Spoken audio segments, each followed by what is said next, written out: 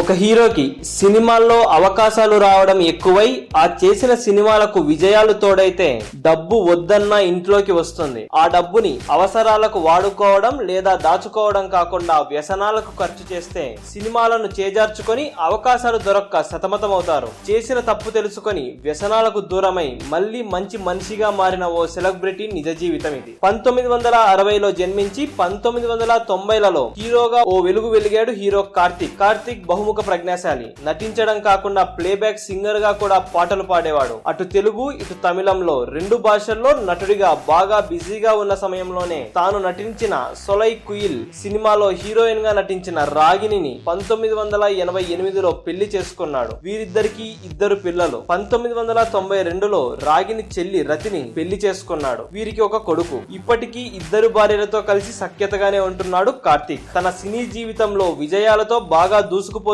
సమయంలోనే 2000 సంవత్సరం నుండి కార్తిక్ సినీ జీవితం తీవ్ర ఒడిదుడుకులను ఎదుర్కొనింది. మత్తు పదార్థాలకు బానిసయ్యాడంట. దీంతో అవకాశాలు చేజారాయి. నిర్మాతలు ఇచ్చిన అడ్వాన్స్ ని కూడా వెనక్కి తీసుకున్నారు. కార్తిక్ సినీ జీవితానికి దాదాపు ఫుల్ స్టాప్ పడిపోయింది అని అందరూ అనుకుంటున్న తరుణంలో కార్తిక్ వ్యసనాలను దూరం చేసుకున్నాడు. 2006లో తాను ఇన్ని రోజులు చేసిన తప్పులకు క్షమించమని, ఇప్పుడు తాను మత్తు పదార్థాలకు వ్యసనాలకు దూరంగా ఉన్నానని చెప్పినట్లు పత్రికల్లో వార్తలు కూడా వెలువడ్డాయి. కానీ సినిమా అవకాశాలు పెద్దగా తలుపు తట్టలేదు. దీంతో 2006లో రాజకీయాల్లోకి రంగప్రవేశం చేశాడు. ఒక పార్టీని స్థాపించి ఎన్నికల్లో 2 సార్లు పోటీ చేశాడు, కానీ విజయం మాత్రం దక్కలేదు. హీరో కార్తిక్ జీవితాన్ని గమనిస్తే మంచి నటుడు, ప్రజలకు ఏదో చేద్దామని ఆశయం ఉన్న ఒక నాయకుడుగా ఎదుగుదాం అనుకుంటున్నాడు. తన గతాన్ని మర్చిపోయి మీ భవిష్యత్తుని బాగు చేస్తానని చెప్పి అటు రాజకీయాల్లో ప్రజలకు చెబుతున్నాడు. నేను మారిన కార్తిక్ ని మీ సినిమాల్లో నాకిచ్చే పాత్రలకు న్యాయం చేస్తానని ఇటు సినీ పరిశ్రమకు విన్నవించుకుంటున్నాడు. మారిన మనిషిగా కార్తిక్ ఒక గుర్తింపు అయితే ఉంది, కానీ